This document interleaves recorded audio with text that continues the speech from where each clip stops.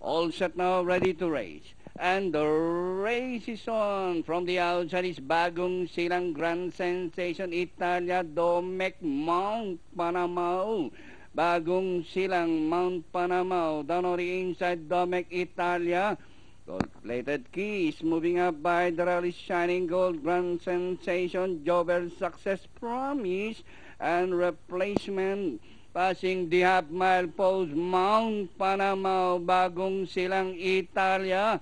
Domec is racing by the rail port, rushing up his Gold-plated Key. Entering the far turn, Mount Panama by a length and a half. Bagong Silang, Italia, Domec, Gold-plated Key. Then here comes Grand Sensation as they race the final corner. Mount Panama by a length and a half.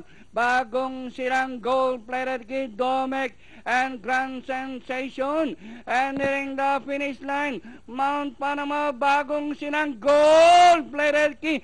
Grand Sensation is on the further outside. Gold-plated Key and Grand Sensation, and finally it's going to be close.